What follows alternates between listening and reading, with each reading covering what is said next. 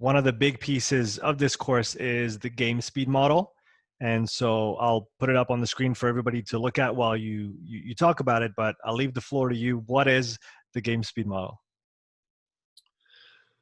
Well, I'm going to pull the lens back a little bit from that, because it really comes from a question that you probably find yourself asking. When we train for speed, probably traditionally as S&C coaches, we always train speed as an ability. More often than not, they turn into endurance sessions, right? Tolerance sessions. We run sprints. That's what we do. So we train it as an ability. How fast can you be? But when we start thinking about it in the sport itself, that's now in context. So how much of speed do we train as a skill? So from the ALTIS Gamespeed model really derived from, well, is speed an ability or is it a skill? And, we refer back to, Pullman's work and the categorization, and Bus did a great interview with Andreas, looking at those classifications of skills and abilities. And, what's kind of happened in our strength and conditioning world is that we come up with, the 3 big S's, right? Strength, speed, and stamina, or it's endurance, flexibility, the big 5. When you go deeper beyond that, I mean, there's a whole group of German academics looking at this question, right? What are skills and abilities, and their definitions of how they break all those down. So it then begs the question of, once you have an understanding, is it a skill and ability? What do we train, content or context? We have to start asking ourselves, let's try and stop being so certain. What's more plausible in what we train? So the model then, as you see, then really broke those 2 things out at the beginning. We got speed. So what is it? Well, it could be, information-oriented, coordinative ability, skills, or over here it's more energetically determined skills.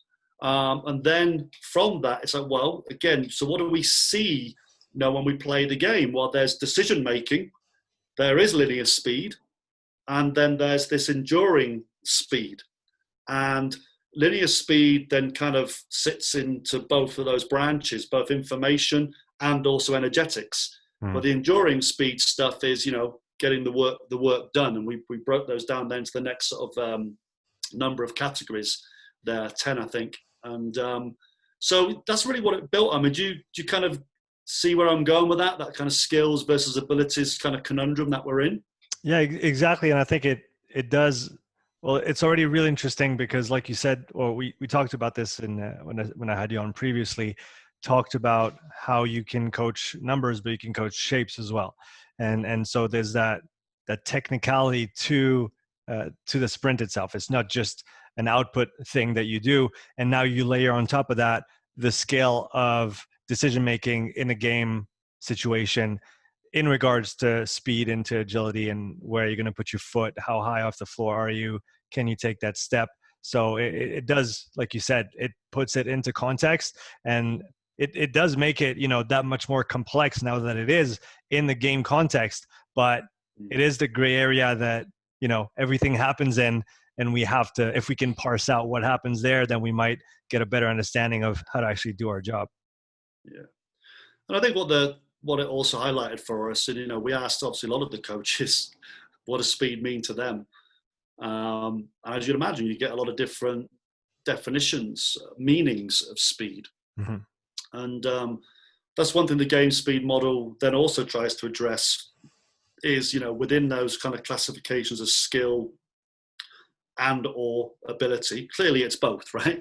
But it's at what level of emphasis you place, or where do you start your observation of a player? Do you start your observation of a player based on their 30-meter sprint time, or do you base your observation of a player based on what they do in the game?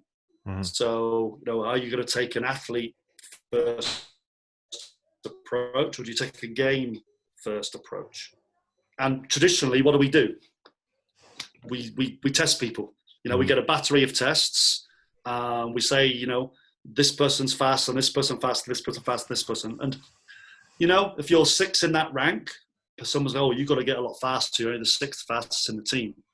Chances are when it comes to the field, that between first, there's probably not a lot of difference out there on the actual field, right? And obviously, it's positional specific, and that's where the skill side comes in, right? How do I truly express that ability when all those, cognitive and perceptual decision making components are combined in there? And then you might say, well, that's not my job at that point. I've made them fast, or I've made them strong. You can go to another layer. I never get a chance to make people sprint, but we know strength is highly correlated, with vertical and horizontal force production. So as long as I get them strong, they're going to be faster. And to an extent, that's right. That can work, right? Mm. Then what's the efficiency? What's the effectiveness? Are they because of the way they're now moving, although they're using this new strength? Is that potentially putting them in harm's way? Because they are able to do more now, but they've never been taught the efficient technique of running in there too. So I think it just, again, it looks at all different components, subcomponents of what we might define as speed.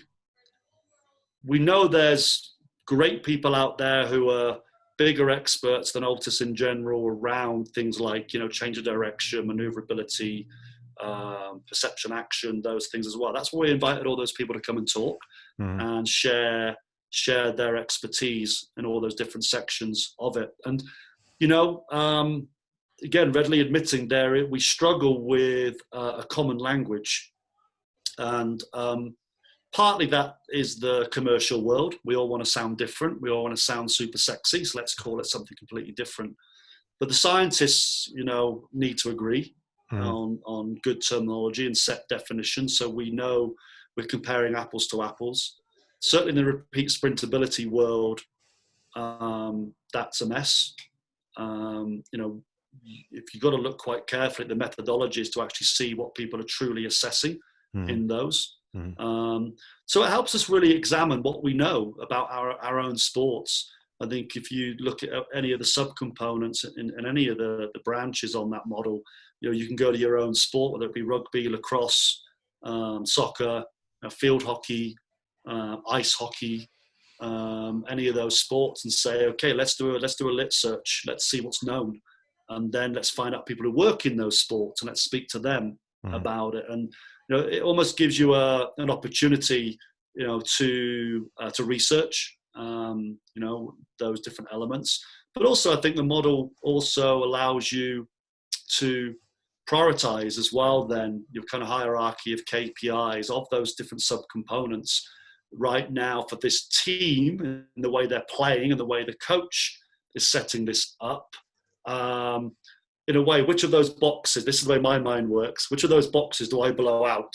Do I color differently? I would use that totally to sketch and, create a little mind map for myself. But then that individual player, when I look at them, then how do they fit that picture? So now you're saying, well, the game and the way this coach is playing this game is demanding this. Can they meet those demands in their current shape? And think about rugby, right? What we're involved in. Well, rugby league for me as well, they changed the replacement law, right? So you go from 12 to 10 replacements. Then you go from 10 to 8. Now, you get 6 to 8 months notice of that change. You have a chance then with your players to maybe change something about their fitness and conditioning. So that game speed model alters now. Your big prop forwards who now, you can't interchange 4 or 5 times. You've got to stay on for longer. So it just blows up a different part of that diagram for you to help you make some decisions in your kind of thinking processes. The coach who says, hey, this is the play I'm working on right now, and why is my scrum half not fast enough? You ain't going to change that in a week, right?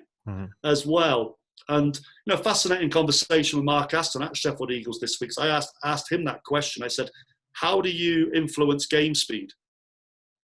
Do you do it based on the players that you've got or the way you want to play? This is the way I want to play.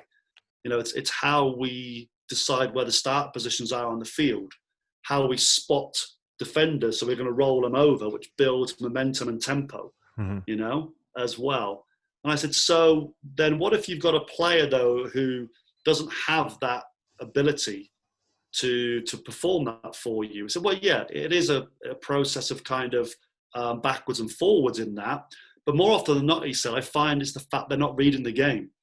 You know, that player could be in a different position before they've got to kind of explode through that gap. How are they shaping up? You know, reading their position in time and space, you know, as well. And that's fascinating to have those conversations with a head coach about how they determine they influence the speed of a game.